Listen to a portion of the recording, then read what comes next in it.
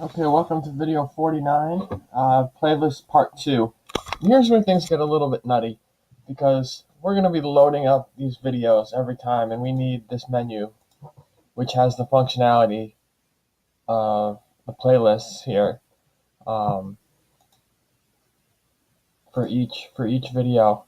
Oh, let's boot up the server again.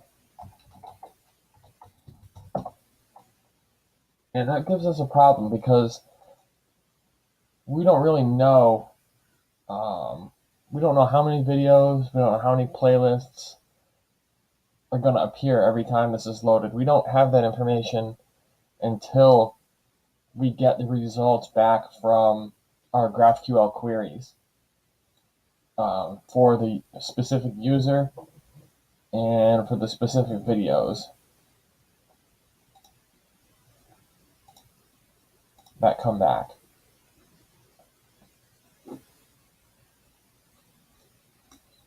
So each one of these menus has to be unique. Each one of these popovers, this isn't the same popover.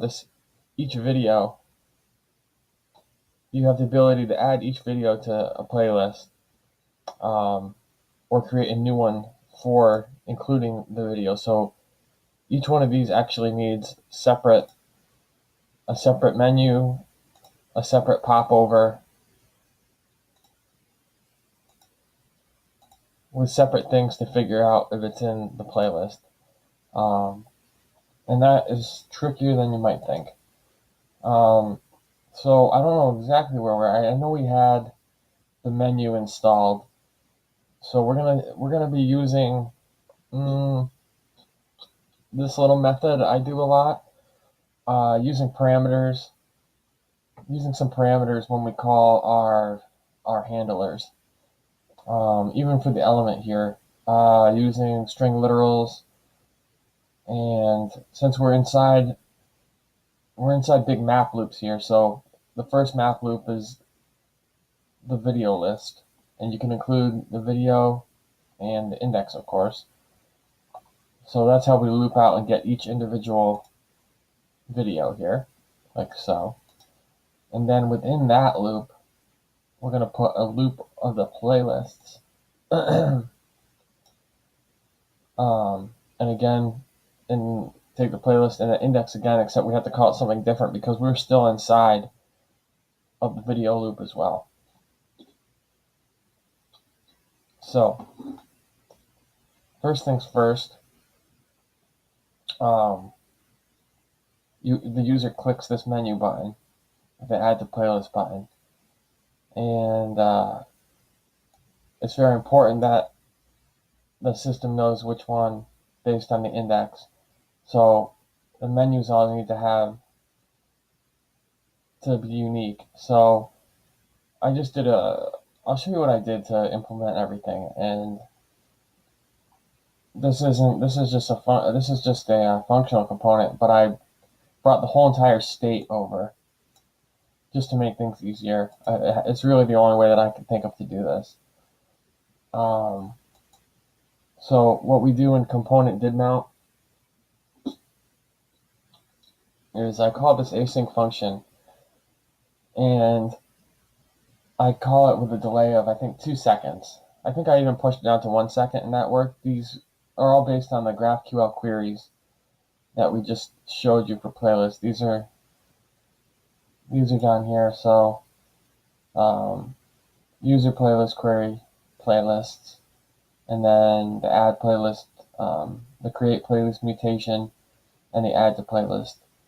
All three of those, the query and the 2 mutations we put in, and they're all pretty standard. The code's down there. You can always look the code up.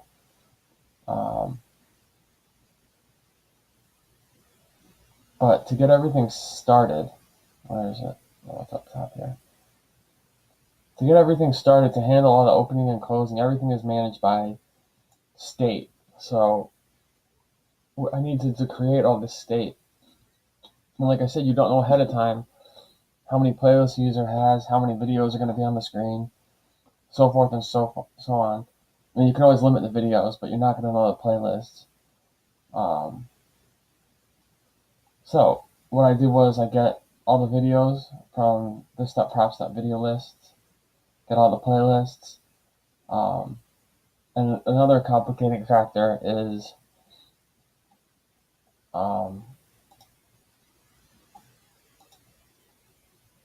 you just want to deal with the IDs. I don't want to deal with anything else from the video, so I make another array, and I just push the video IDs into an array. But you have as many video IDs as you do videos. But this is just an array of the IDs, no objects, easier to deal with. And then we're going to use a couple of nested for loops here. The first one is just going to go over the videos. And for each video, we're going to set state of false for menu dash index and pop dash index to false. That's just the open state for our menu and our popover.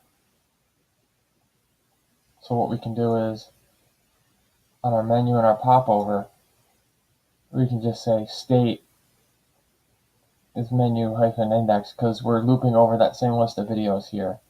Same for the popover. So that way we get the right popover.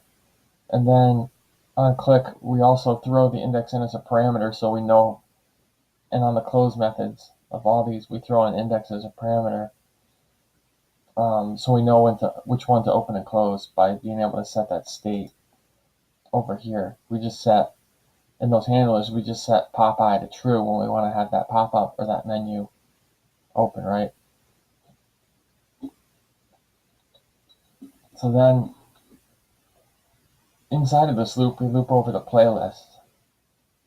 And right here, before we do anything looking for any IDs, we're going to create more state. It's just the index of the video dash the index of the playlist.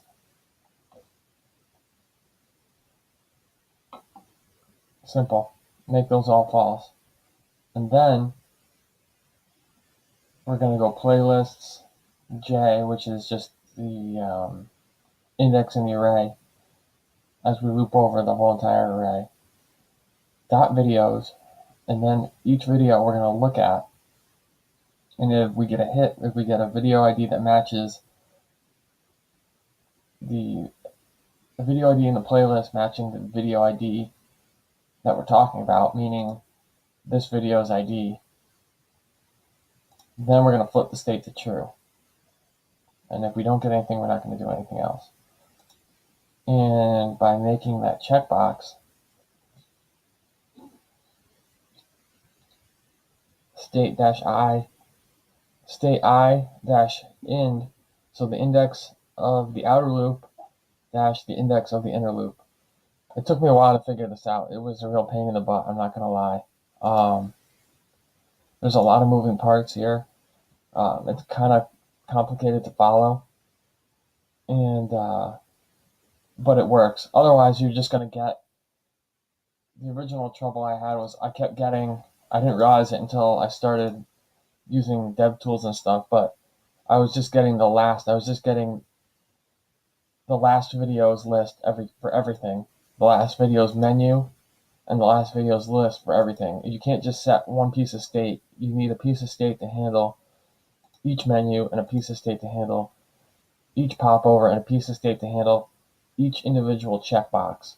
So when it multiply that out, you get a lot of pieces of state, but it's manageable.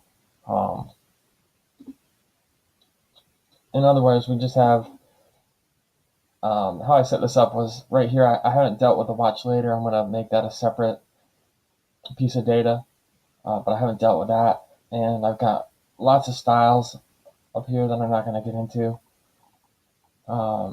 I just can't. There's no time to explain everything, but I will get into some more of the mutations and stuff like that. But I'm using the popover, the menu, the list, the checkbox. And basically, when you click the checkbox, it's going to send a call to the backend every time you click on a checkbox, either adding or removing a video. And I use a little slicing here to deal with long titles. That's definitely something to look into, bringing in a couple icons to match.